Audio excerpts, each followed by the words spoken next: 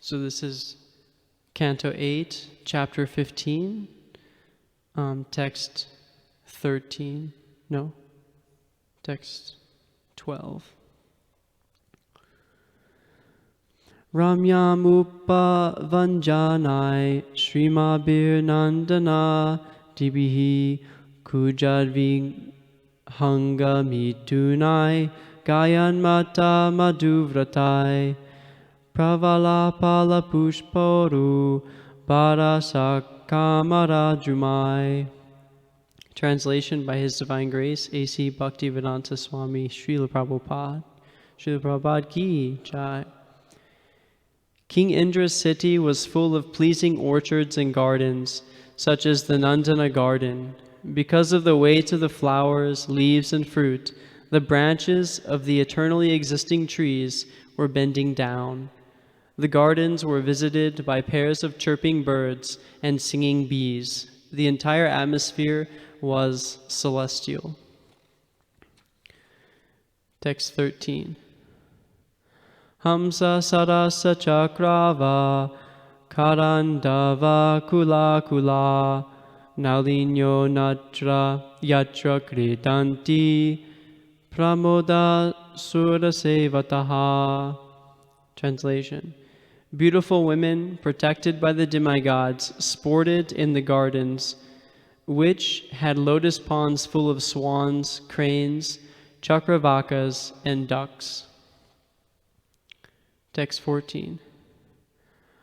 Akasha Gangaya Deva Devya Vritam Parika Bhutaya Prakare Nagni Varnena Sataleno Natena Cha. Translation.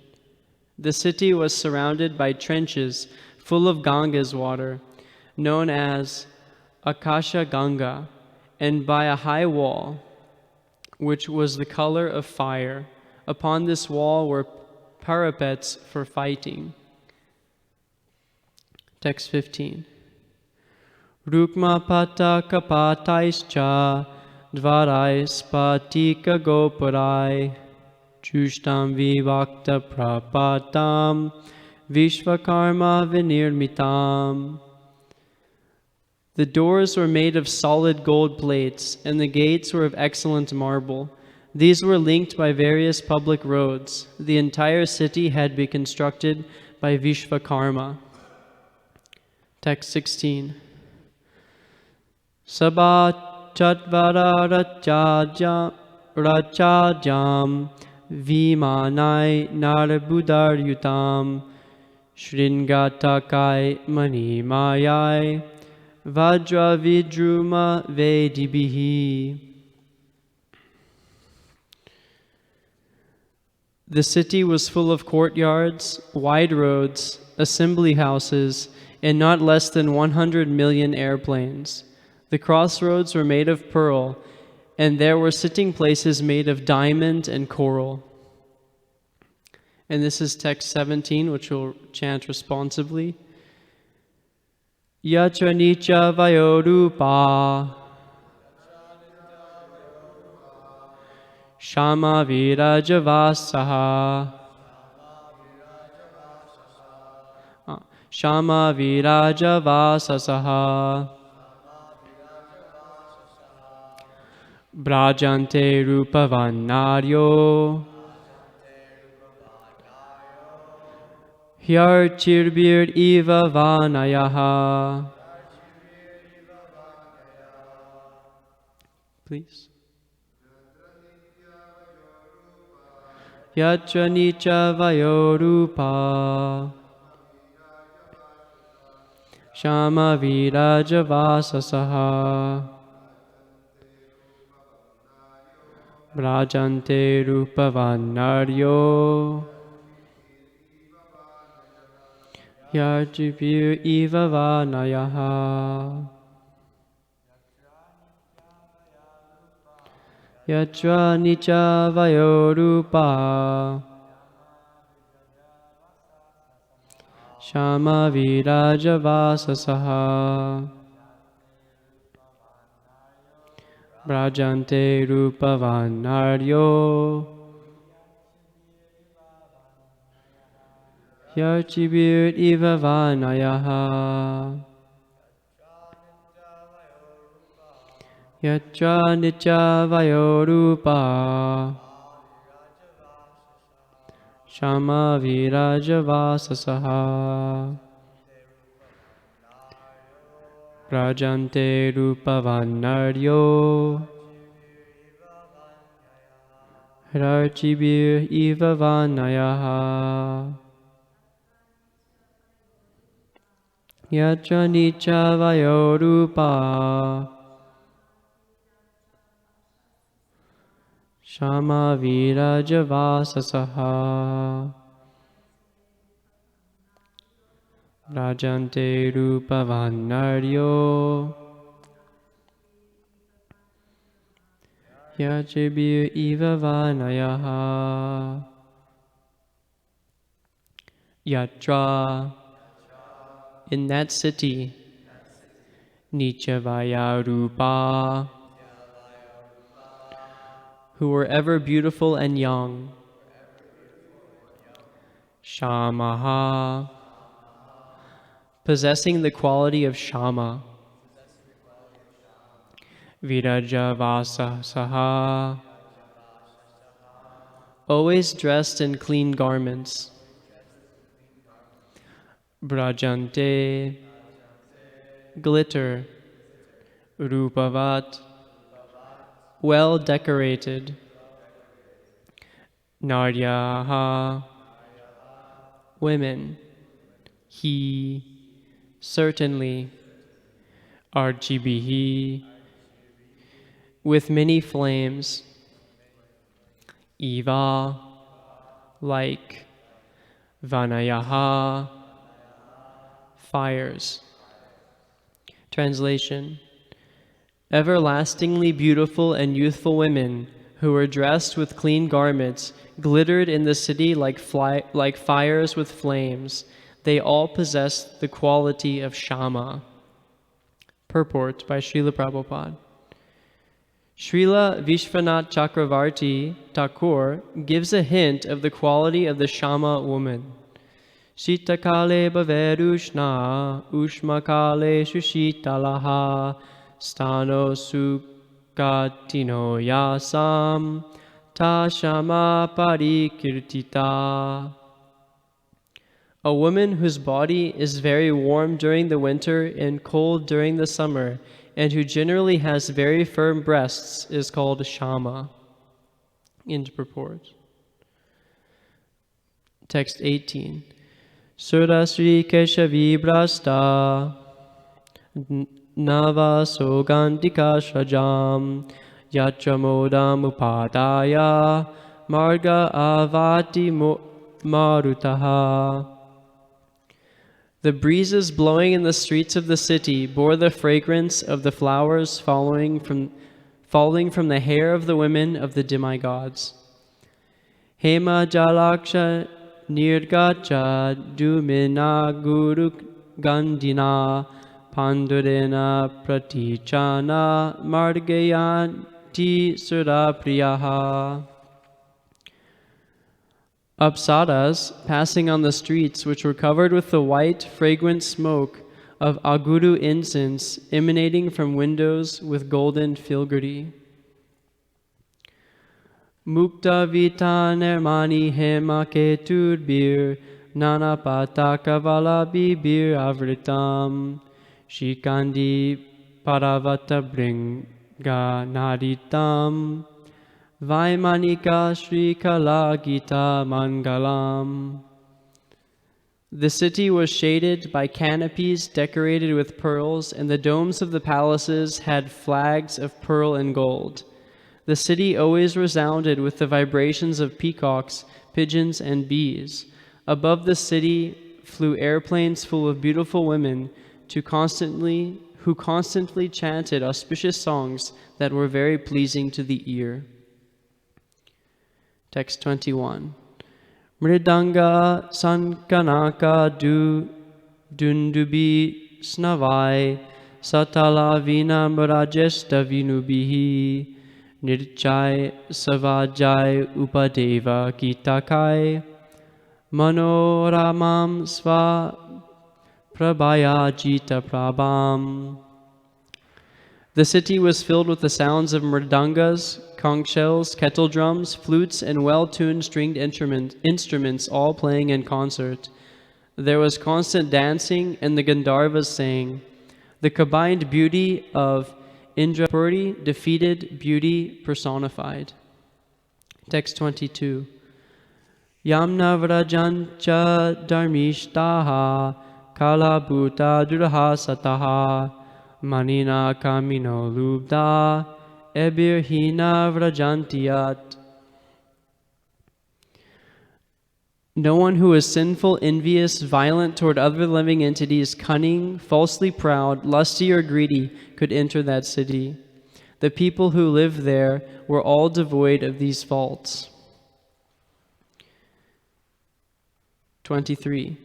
Tam devadanim savarutini patir bahi samantad rurude pranchaya pritanyaya acharya datam jalajam mahasvanam dadmo prayunjan bayam indrayoshitam. Bali Maharaj, who is the commander of numberless soldiers, gathered his soldiers outside this abode of Indra and attacked it from all directions. He sounded the conch shell given him by his spiritual master, Shukracharya, thus creating a fearful situation for the women protected by Indra. 24. Magavam stam abhipretya bale paramam ujamam sarvadeva kanopeto gurum etad uvachaha. Seeing Bali Maharaj's indefatigable endeavor and understanding his motive, King Indra, along with the other demigods, approached his spiritual master, Brihaspati, and spoke as follows. 25. Bhagavan ujamo bhuyan balair na purva varinaha avishaham imamanye kinashiteja sorjitaha. My lord, our old enemy Bali Maharaj has new enthusiasm, and he has obtained such astonishing power that we think that perhaps we cannot resist his prowess. Text 26. Nainam kaschit kato vapi prati vyodum adivshvara piban iva mukhenindam lihan iva disho dasha dahan iva disho drigbi samvatagnir evotitaha. No one anywhere can counteract this military arrangement of Bali's. It now appears that Bali is trying to drink up the entire universe with his mouth, lick up the 10 directions with his tongue, and raise fire in every direction with his eyes. Indeed, he has arisen like the annihilating fire known as Samvartaka. Text 27. Bruhi karanam etasya durdar shanvyasya madripaho ojasaho balam tejo yata eta samujamaha. Kindly inform me, what is the cause for Bali Maharaj's strength, endeavor, influence, and victory? How has he become so enthusiastic? And text 28. Shri Guru Vacha Janami Magavan Chatror Unater Asya Karanam Shishaya Pobritam Tejo Brigubir Brahmavadi Bihi. Brihaspati, the spiritual master of the demigods, said, O Indra, I know the cause for your enemies becoming so powerful. The Brahma, descendants of Bhrigu Muni, The Brahmana descendants of Bhrigu Muni, being pleased by Bali Maharaj, their disciple, endowed him with such extraordinary power. Purports by Srila Prabhupada. Brihaspati, the spiritual master of the demigods, informed Indra, ordinarily Bali and his forces could not achieve such strength, but it appears that the Brahmana descendants of Bhrigu Muni, being pleased with Bali Maharaj, endowed them with this spiritual power. In other words, Brihaspati informed Indra that Bali Maharaj's prowess was not his own, but that of his exalted guru, Shukracharya. We sing in our daily prayers, Yasya Prasada Bhagavat Prasado, Yasya Prasada Nagati Kutobi. By the pleasure of the spiritual master, one can get extraordinary power, especially in spiritual advancement. The blessings of the spiritual master are more powerful than one's personal endeavor for such advancement. Narottama Das Thakur therefore says, Guru Mukha Padmavakya Chitete Kariraikya Arana Kariha Mane Asha. Especially for spiritual advancement, one should carry out the bona fide order of the spiritual master. By the Parampara system, one can thus be endowed with the original spiritual power coming from the Supreme Personality of Godhead. Evam Parampara Praptam Imam Rajo Shayo Viduhu. End purport.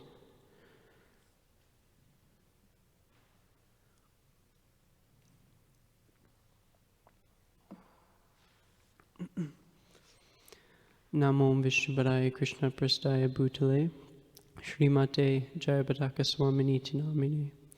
Namo Vishnupadaya Krishna Prasthaya Bhutale Srimate Bhaktivedanta Swaminiti Namine. Namaste Saraswati Deve Gauravani Pracharine Nirvishesha Sunyavadi Paschatya Deshatarine Vanchakalpa Trubhascha Kripa Sindhu Bhevacha Patitanam Pavanebhyo Vaishnavebhyo Namo Namaha. Jai Shri Krishna Chaitanya Prabhu Nityananda Shri Advaita Gadadhar Shri Vasari Gaura Bhakta Vrinda. Hare Krishna, Krishna Krishna, Hare Hare, Hare Rama, Rama Rama, Hare Hare.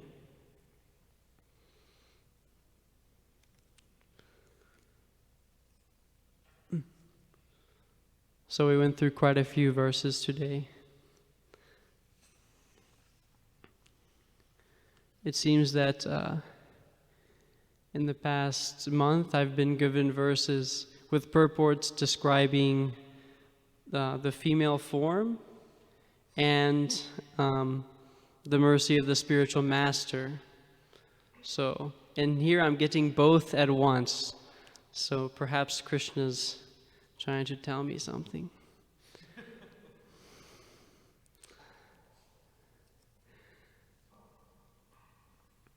So in this verses we have Bali Maharaj's entrance into the heavenly realm of Indra, and it's described quite beautifully. And it's mentioned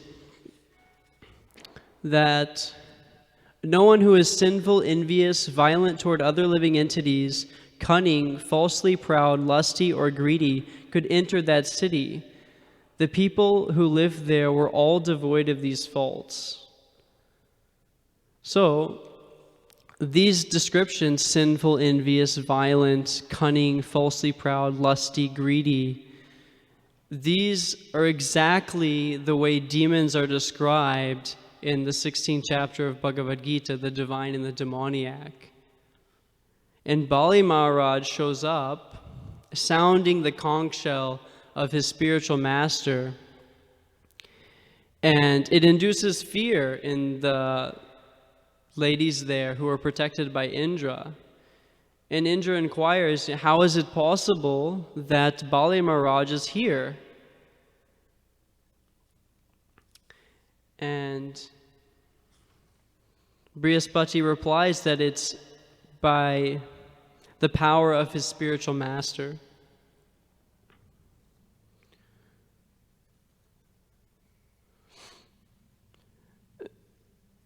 In Sanatana Goswami, he compiled the Hari Bhakta Vilas, and this contains rules and regulations for Vaishnavas to follow.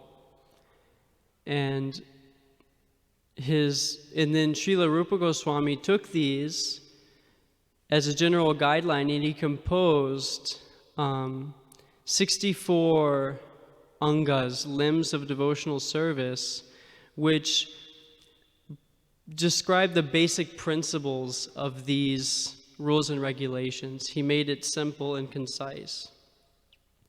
And he explicitly mentions that this is a concise version of these. And Srila Prabhupada gives this Bhakti Rasamrita Sindhu with purport in his Nectar of Devotion. So he translates it into English and he makes it available to us. In the first 10 instructions are considered the most important.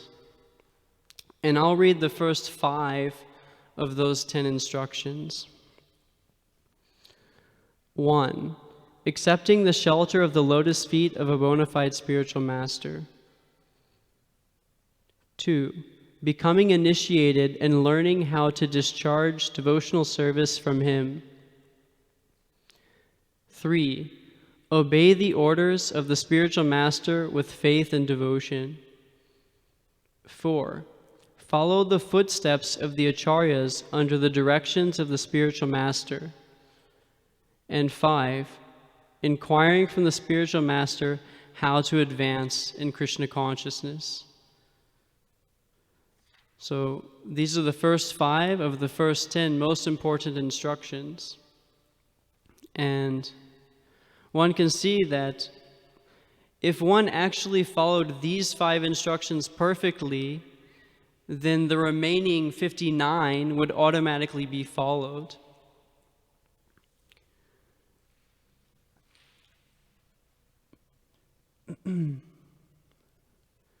So Srila Prabhupada in his purport, he's emphasizing this element that Bali Maharaj, the reason he has the potency to do this is because he's actually receiving the mercy of a spiritual master, knowing that it's by the power of the spiritual master.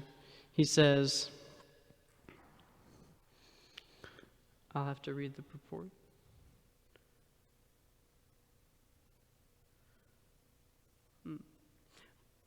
By the pleasure of the spiritual master, one can get extraordinary power, especially in spiritual advancement. The blessings of the spiritual master are more powerful than one's personal endeavor for such advancement.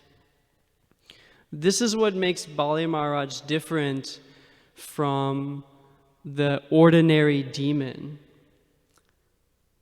It's explicitly mentioned ordinary entities cannot do this. So this is what makes him different than the ordinary demon, is that Bali Maharaj actually has taken the shelter of a spiritual master, and he's acknowledging that it's not by my own power, by my own endeavor, that I'm able to achieve these things. So this is what is the difference between generally the divine and the demoniac. The demoniac, the demons, they want to believe that it's by their own efforts that they are achieving what they are achieving. And even in their dealings with each other, it's very personally motivated. So we can see in the events that took course prior to this, in the churning of the milk ocean, the demigods were very much unified in their surrendering to Vishnu, to Lord Krishna. And they were unified in their endeavor. And they were unified in that intention that we're taking shelter of Krishna and we're serving his instructions. And they were unified as a team, like a family. Whereas the demons, they were unified in proximity in that they shared They were mutually self-interested. So the demigods were mutually interested in serving Krishna, whereas the demigods were mutually self-interested in that I want this nectar, and by cooperating with you, then I can acquire it. Subal Prabhu had mentioned that the only time the demons are accepting the Vedic principles is when it's in their own self-interest. So for instance, when the nectar was being provided, the weaker demons were invoking the Vedic principle that, things should be shared equally among us, right? Because the powerful ones maybe would just take it for themselves. So this is the demoniac mentality. It's thinking of me first.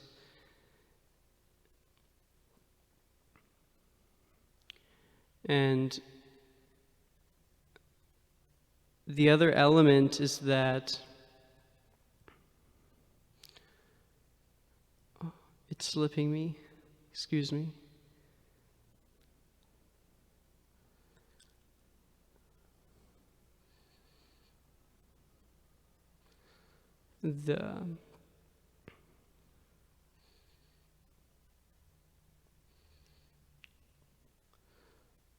So what emerges from this process that they're dealing with is they're quite impersonal.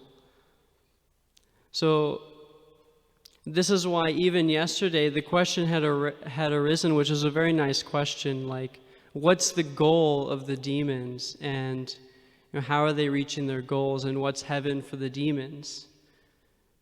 And Prabhu had mentioned that it's their mentality that's covering over, that's predominantly separating them from what the actual goal is. It's their demoniac mentality. And Subal had mentioned that even the so-called heavenly realm, the demonic heavenly realm that's actually beneath the material world, where you find like nagas and things, they're very expert with machines. I found this really striking when I heard this from Subal Prabhu, and that we can see that even in this current material world, the demoniac mentality is very expert with machines, because machines are quite impersonal. So, if you go to a vending machine and give it $1, you get your candy bar, right?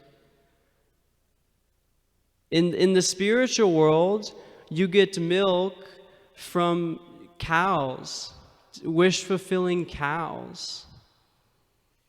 And there's a personal relationship with the cow. There's love that's experiencing between the entities. And then these wish-fulfilling cows grant all your wishes out of sheer love. Whereas the demoniac way of extracting milk is through machines. There's no need for personal reciprocation. This is desirable for the demoniac mentality, because it doesn't want to acknowledge that, I'm this element of love, this reciprocation. Because this real reciprocation of love is existing between the living entity and Krishna, the Supreme Lord. And then that love is extended to all of the living entities who are parts and parcel of Krishna. Whereas the demoniac, their goal is actually to increase their false ego, their sense of false ego, that I am the proprietor of all that I survey, that I am the controller here. So therefore, the impersonal approach is attractive to them. Whereas if you had a personal approach, you have to acknowledge that, you're a spirit soul and you're part and parcel of Krishna, and it's by loving exchanges that we're actually having, that we're happy. We're cooperating in a loving exchange, and I am not the center. It's a service attitude, taking the service attitude like this. I've noticed interesting. The word love it's like the most commonly misused word in the material world. You hear it all the time. I love you, I love this, I love that. It's become cheap. It's a cheap word, love. It's become a cheap word. Generally, love means you're doing something for me that I find pleasure in. And my love for you is limited to that. And when I'm no longer deriving pleasure from this interaction, I don't love you.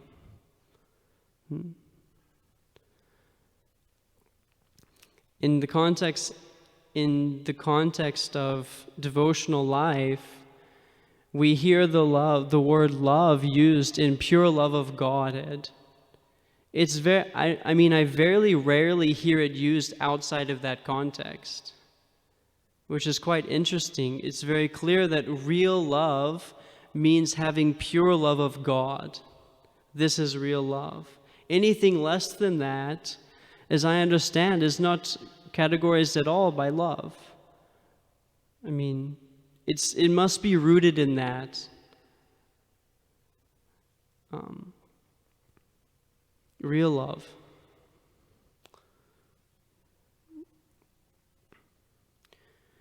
And another story that's come up several times in terms of this sense of impersonal approach to Krishna, because Prabhupada brings up these things in the purport. It's for our benefit, so we can identify how are these impersonal elements coming up for us as devotees. Not necessarily to say, those demons act like this, and they have these tendencies and we do not. Like the story that's come up several times, I think 3 times now, is the difference between Arjuna and Duryodhana on the battlefield of Kurukshetra. It's such a powerful example because Arjuna is on the battlefield, he's concerned and compassionate for all the living entities present there. Even his own family members and seniors on the other side, Dronacharya, Bhishmadev. He's genuinely concerned for them, and he's concerned about what Krishna thinks about what he should do. He's generally concerned about the well-being of all living entities there. His own family on both sides, and the repercussions of how he should act. Whereas Duryodhana on the other side, right up to the point of battle, he's still engaging in diplomacy to secure his allegiances. See, on Arjuna's side, he can take for granted that those people on his side, they're faithful to him. He's not so concerned about that. He's concerned about what's doing right, what the right thing to do is, his proper duty. Whereas Duryodhana on the other side, right up to the point of battle, he's making sure, okay, Dronacharya, Bhishmadev, you're on my side. And I'm speaking politically in a certain way that you're both pleased. You're not, so he's having to be very careful up to the very end. That impersonal nature makes you constantly afraid that you may lose everything that you hold dear. And even directly in his dealings with Krishna, he invites Krishna to his home to put on some huge show to oblige Krishna to help him. I mean, one can imagine how embarrassing one is embarrassed for Duryodhana to do it's so heinous, it's sickening to put on a big show, golden plates, delicious food, not out of love, but just to oblige someone, a person. I invite Mitch to my house. and I provide lots of food to him just so he owes me one. This is Duryodhana's dealing with the Supreme Lord. And Krishna's like, I'm going to go, eat banana peels at Vidurya's house because those taste wonderful because they're given to me with such love and devotion. He doesn't get it. Duryodhana does not get it.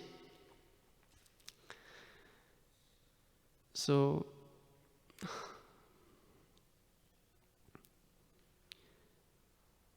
this is why they like machines. Because the machines reciprocate the way you program them to reciprocate. These days, you can buy a machine. They've created machines that look like people, and you can program the machine to say, I love you. It's become so explicitly the worst of the worst. Like, they've even made it explicit that I want human love reciprocation from a machine because I can program it to love me. This is the demoniac mentality, and it's here in the age of Kali. Imagine what it's like in these demoniac realms where it's like their heaven of machines. Who knows what kind of things they're programming the machines to do, Just to please, it's more, even on a more subtle level, what they may be doing down there. Who knows? It'd be dangerous for me to speculate.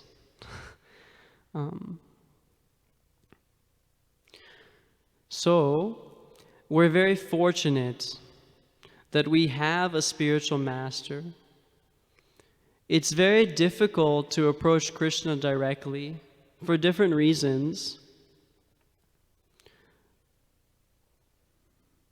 One reason is that we don't fully realize that Krishna is a person.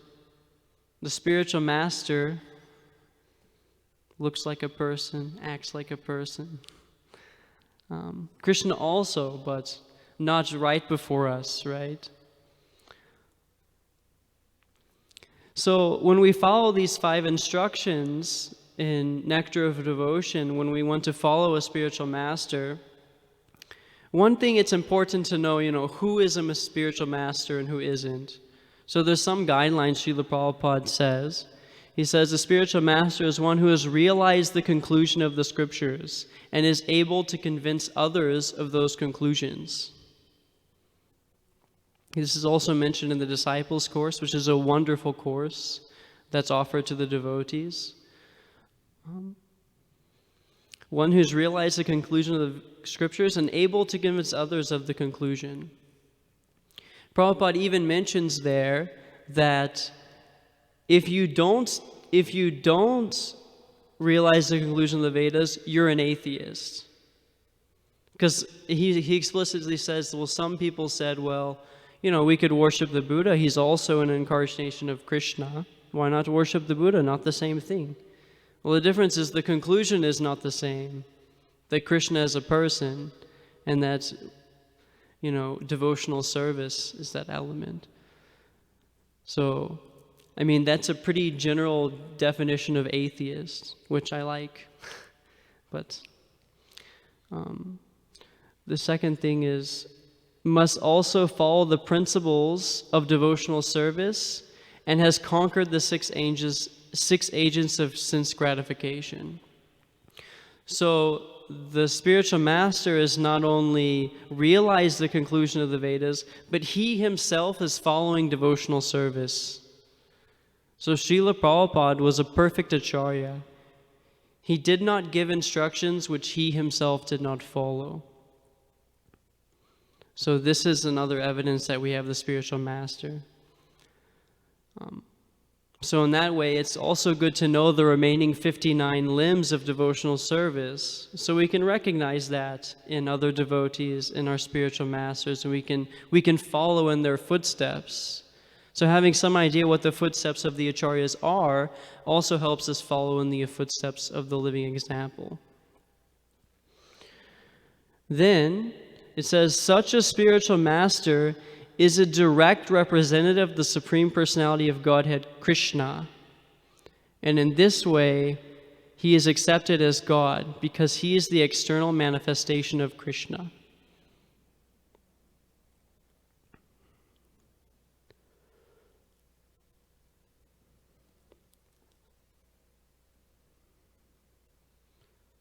So, in the purport here, Srila Prabhupada is not simply saying that, and even in the verse, it said that the Brahmana descendants of Bhrigu Muni, being pleased by Bali Maharaj, their disciple, endowed him with such extraordinary power. In the purport, it mentions the pleasure of the spiritual master. So the spiritual master is a person. So it's not simply that Bali Maharaj just dryly followed the instructions of his spiritual master, but he actually lived in a way that was pleasing to his spiritual master. And our ultimate goal is to do what is pleasing to Krishna. And the spiritual master being the direct representative of Krishna, we can please the spiritual master, and that way we get so much mercy. And that way we can advance in this process. We're pleasing a person. And having a living spiritual master that we can directly please is such a huge boon. We get so much mercy that we're able to please a person. And it's helped so much to pull away from this impersonal tendencies that we have. So, by Krishna giving us his direct representative, it naturally takes us toward personalism, that this is a person I'm dealing with. And by serving his instruction, I'm actually pleasing him, and there's loving exchanges. So,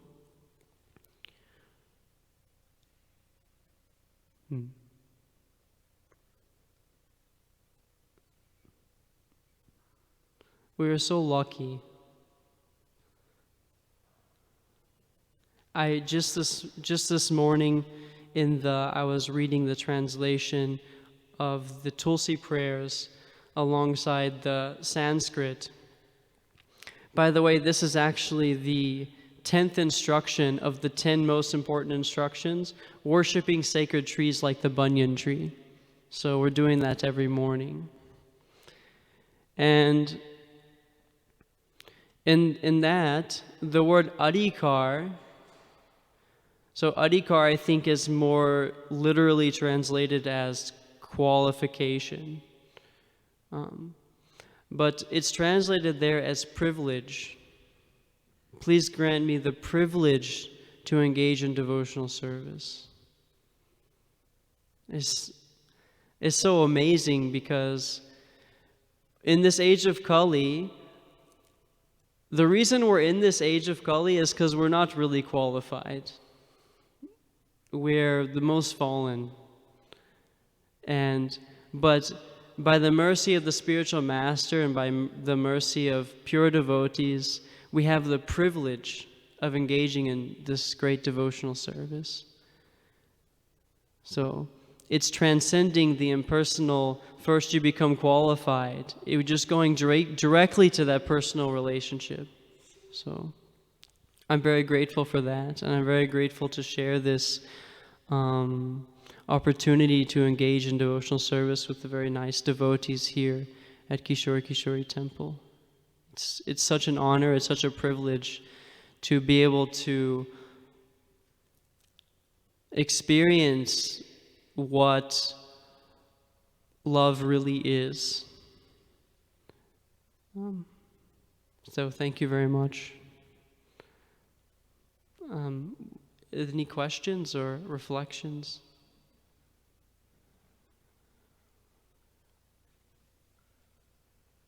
Bhakti Mitch? Just two reflections that came to mind. You were talking about the robots. I've seen this in Asia when I went there, but people actually try to have personal relationships, like intimate, loving relationships with these robots, programmed robots. Instead of having a human being as a partner, they have either a hologram or like a robot as a replacement for their for their psychological needs or something. And the other one was yesterday. I tried explaining to my brother about what it's like to be next to a cow, referring to my time at Gitanagari when I had close interaction with the cows. And for the life of me, I couldn't actually give him the experience through words, what it was like to like have an intimate, loving exchange with one of the cows at Gitanagari. It was such a personal, even when as you're approaching, they're looking at you and they're watching you. It's not like a dog. A dog is like, all over the place. His senses are so out of control. He's like going here and there, and the cows are like very sense controlled. They're watching you. They're very carefully watching you, and it's quite intense. And as you approach them, they will reciprocate with you. You can, they even like brush up next to you and sometimes give you like a bump, like a buddy would. I thought it was quite, and we kind of came to the conclusion that if we were having a bad day at Gitanagari, if someone was getting a little bit too mental, that you have to go spend some time with the cows, because immediately it would relieve you of all your problems. And it's very personal. I found those cows to be very personal, and that was the first personal experiences I've had. Hare Krishna. Thank you for the class, Prabhu. Hare Krishna.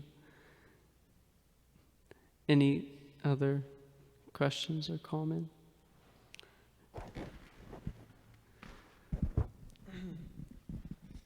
Hare Krishna. Hare Krishna. I oftentimes try to meditate on what we're going through, being in the age of Kali.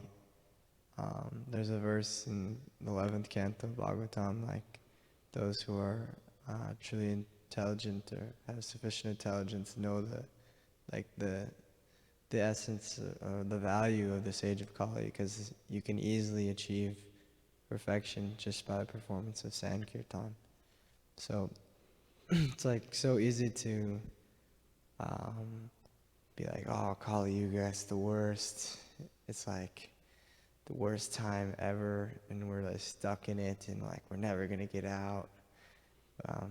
But like there's like the total opposite view of like Lord Chaitanya's mercy and like performing Sankirtan just by chanting together, like, and like basing our lives around chanting the Hare Krishna Maha Mantra and hearing Srimad Bhagavatam together. Like very quickly we get out of material illusion of which we've been told that we've been in for a long time, and just in a short time in this Kali Yuga we can get out. So I oftentimes try to switch this mentality, and it's like a total revolution in the mind when you're so used to just like being so down about like what's going on. And like the complete opposite is like how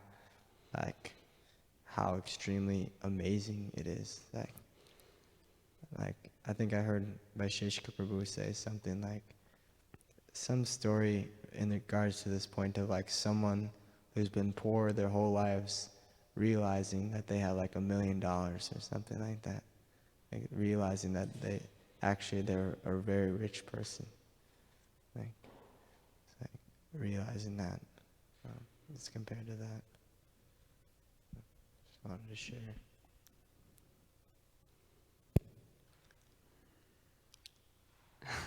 Yeah, thank you.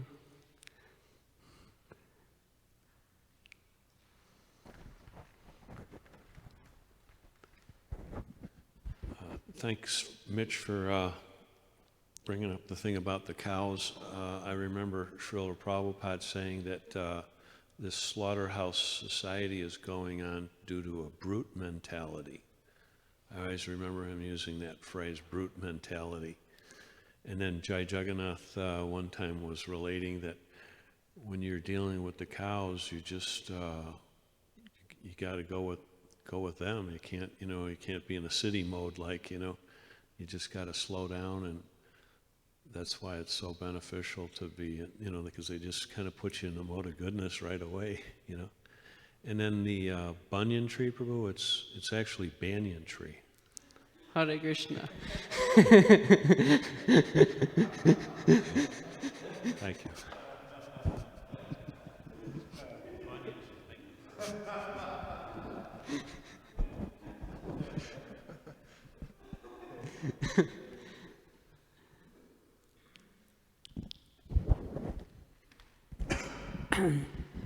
Here is a things to discuss that now the heavenly planet like Indrapuri, those who are like text number 22, right? Yeah, those who are sinful, envious, violent towards other living entities, cunning, falsely proud, lusty or greedy, they cannot enter, you know. So question is coming that so many women, like heavenly angels like Apsara and so many other things are there. So sometimes the other demigods, they are becoming lusty, you know. They are like, for example, moon god. No, he did something with others. I don't remember that episode. So like that, just thing to discuss. Just curious. I think Subhato. Yeah. I had thought about that a bit also. That, I mean, one could, as I understand, one can enter the heavenly planets from a Karmakanda platform. So, and also, like Hiranyakashipu, by extreme austerity, also took control. So, and he was not.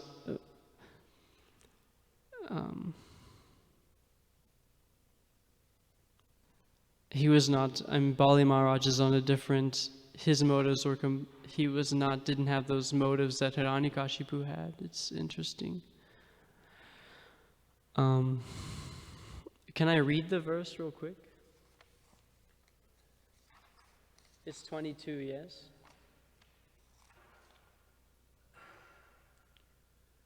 No one who was sinful, envious, violent toward other living entities, cunning, falsely proud, lusty, or greedy could enter that city. The people who lived there were all devoid of these faults.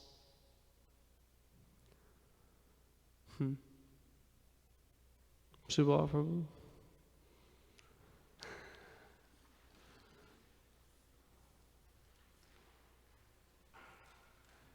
One way to understand is, although the demigods, sometimes there is narrations that they're influenced by some, what appears to be lust or something like that, is not their nature. So you can see that very quickly they correct themselves. And they, that's something that Krishna says in the Bhagavad Gita, Apichet Sudurachara verse, that they may do something abominable, but it is not in their nature because they always focus on their service to Krishna. And very, very quickly they correct themselves. So they don't have a sinful nature. They don't have a lustful nature. They're mostly in the mode of goodness, and that's why they, live in that in the heavenly regions. So that's that. And in terms of demons sometimes taking up the heavenly planets, they enter by force. It's not that, they enter by qualification, but they just break in and they take control. And that also is temporary because they always get kicked out, the things get corrected. So by Krishna comes himself and then he puts them in their place like that. So that's how I might understand it. Thank you. I cannot speculate. I cannot speculate, but what I thought is coming, maybe when they are, envious of Krishna, means, they are perfect of devotional service, immediately they catch everything. So like for example, Indra, when he was puffed up and he didn't accept the supremacy of the Krishna, then all troubles come. So like that, sometimes when they are out of devotional service, they lose their position, everything. Yes.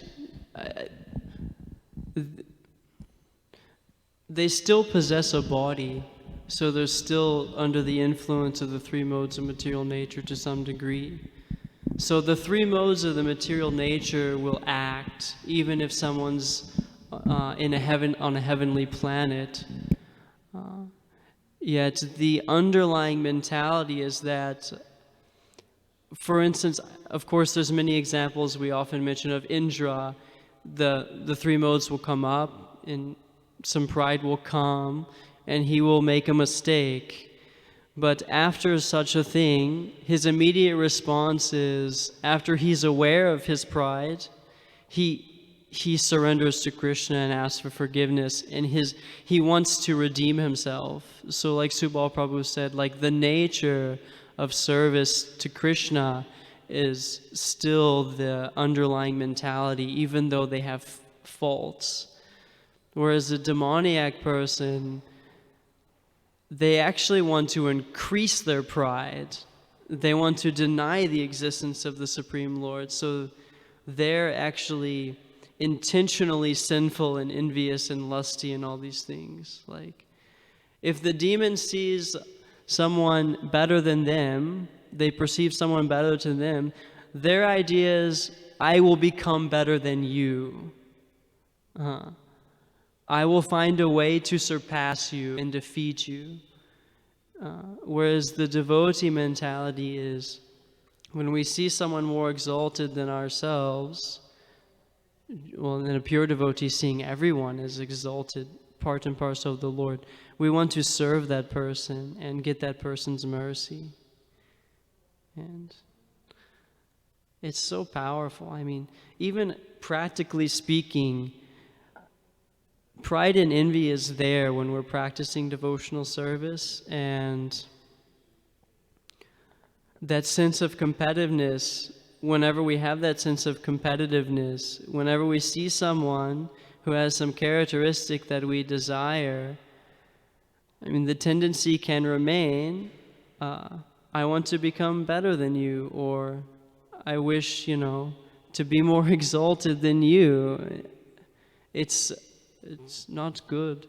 Whereas rather, the healthy position is to glorify that person's good characters and be so grateful that we have the association of someone with these wonderful characteristics, and that person will bring us up.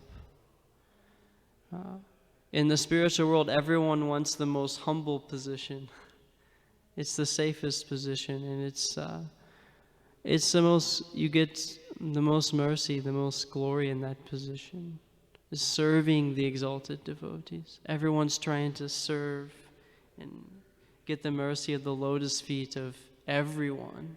So the most humble possession, you get the mercy of everyone. So, whereas the demon, they don't want anything from anyone. They want to be self-sufficient in the sense that they are the controller. And so many enemies have I killed, so many more I will kill tomorrow. Like, Hare Krishna.